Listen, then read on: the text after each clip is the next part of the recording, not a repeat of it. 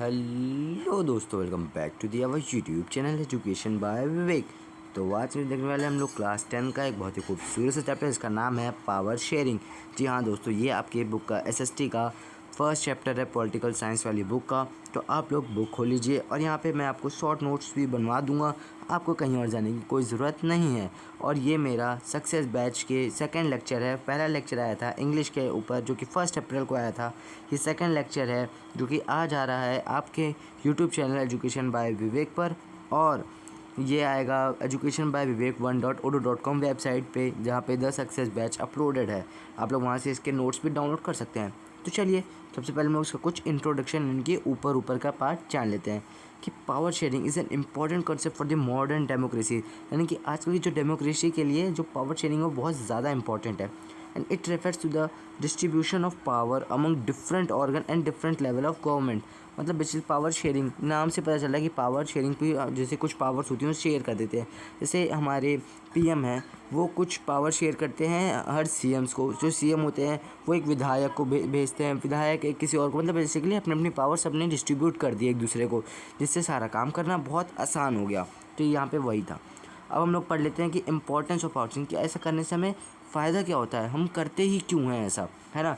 सबसे पहला है कि प्रिवेंट्स कॉन्फ्लिक्ट, ठीक है, एंड इंश्योर पॉलिटिकल स्टेबिलिटी, मतलब एंड प्रमोट नेशनल यूनिटी। हम लोग सबको दिखाते कि हमारे अंदर कितनी यूनिटी है, मतलब सब कितने एकता के साथ रहते हैं, है ना।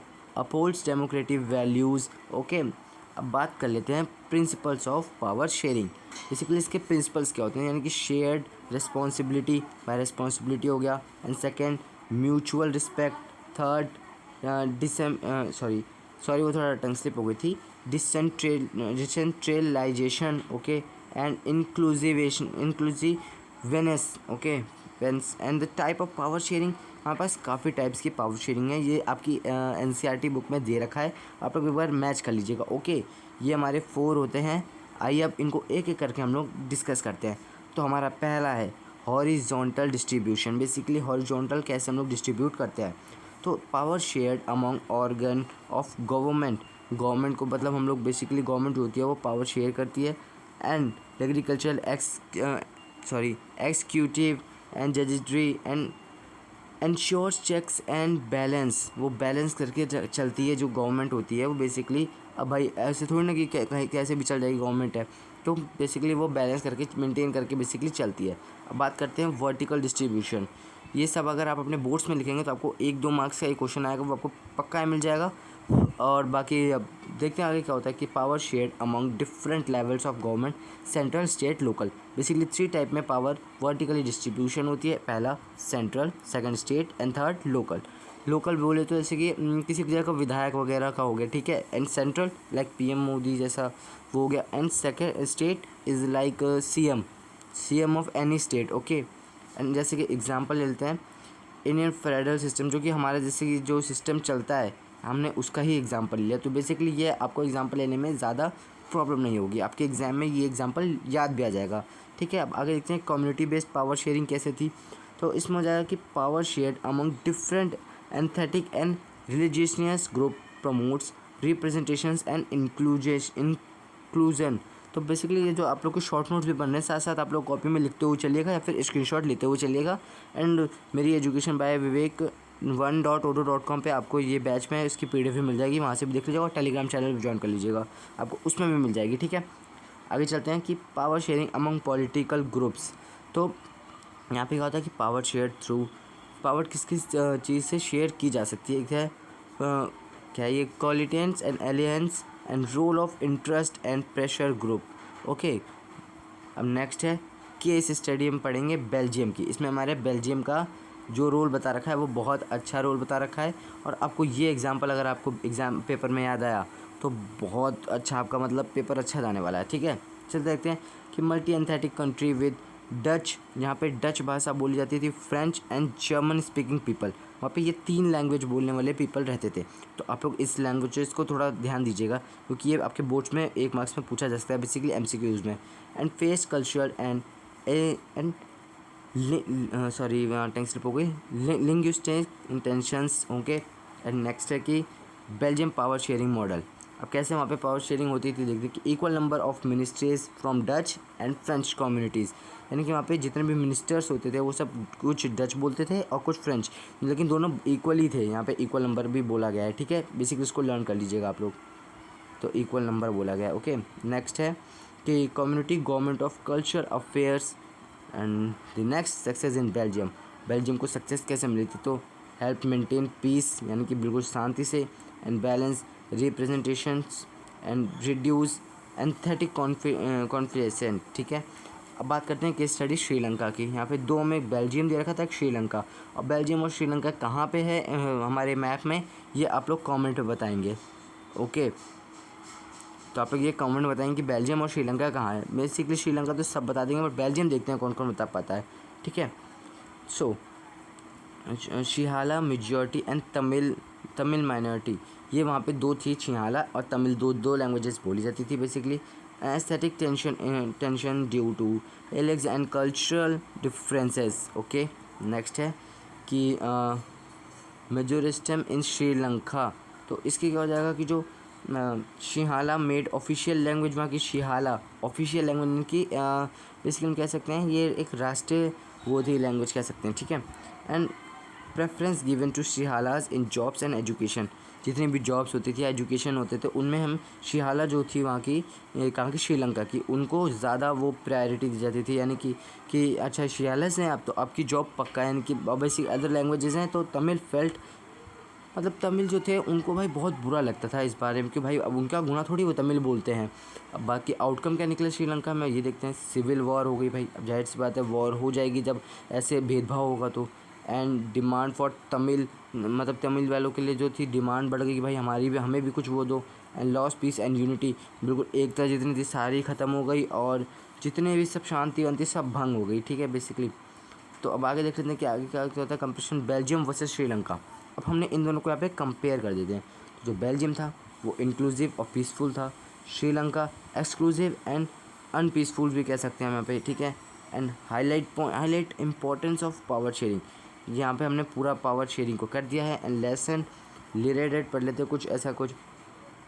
तो inclusive governance and ensures peace, वो पीस को, शांति को दर्शाते थे। एंड एंथेटिक group must feel representated and democracy requires